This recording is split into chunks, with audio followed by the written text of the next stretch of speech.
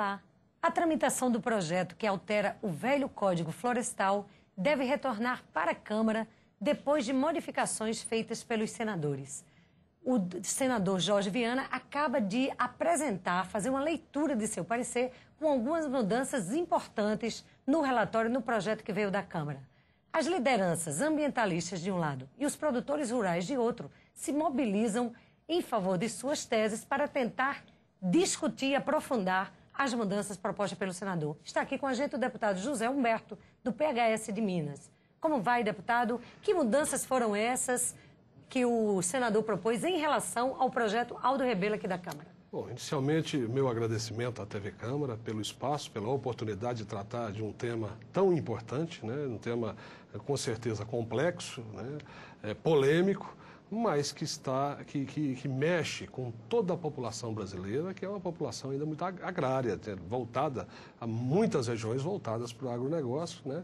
De um lado, grandes produtores, tecnologia, empresas, mas de outro lado, a agricultura familiar, pequenos agricultores e famílias que ainda subsistem, né? E que resistem lá nas suas pequenas propriedades. Além das questões ambientais, Isso, que lógico, hoje, motivo de grande preocupação. Lógico, hoje nós temos uma outra visão, a visão da sustentabilidade, né? O que não era a realidade quando o Brasil foi colonizado, em que a Mata Atlântica foi destruída muito mais do que nós gostaríamos e com ela se construíram as cidades, porque naquela época não havia essa preocupação ambiental. Hoje não. Hoje a preocupação ambiental ela deve ser permanente em todos, mas nós estamos muito preocupados porque o que se insere de mudanças no Senado colocou em polvorosa todos aqueles que entendem que vivem a angústia, né, daqueles que vivem do campo. A sua preocupação maior, deputado, é em relação ao pequeno produtor. O que é que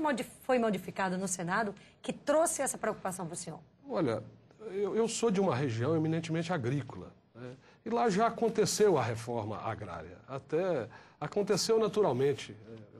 As propriedades da nossa região, em 90% delas, são pequenas propriedades rurais, até 100 hectares.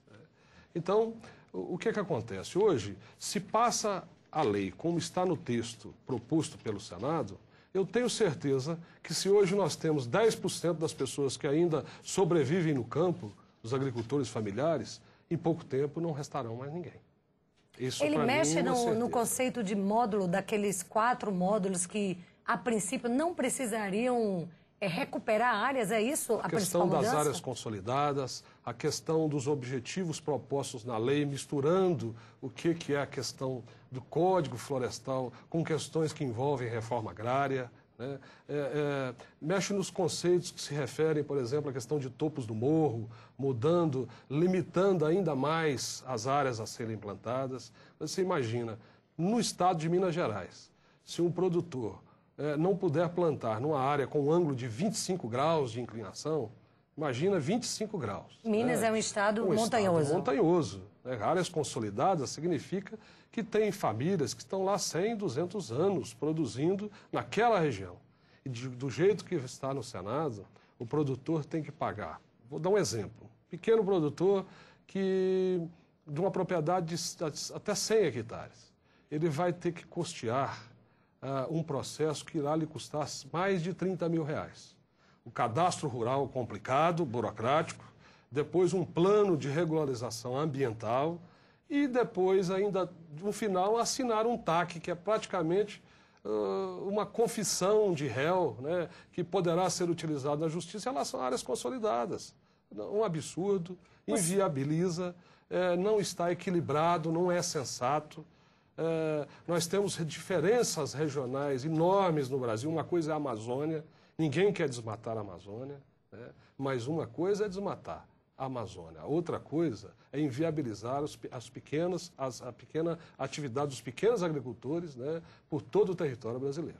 Uma das suas preocupações, deputado José Humberto, o senhor estava conversando comigo antes de começar a entrevista, é sobre essa modificação feita pelo senador Jorge Viana de colocar o CONAMA como quem dá a palavra final sobre o assunto, tirando essa prerrogativa tanto do Congresso, no sentido da lei jogar a matéria para o CONAMA e também tirando um pouco do poder dos estados de legislar.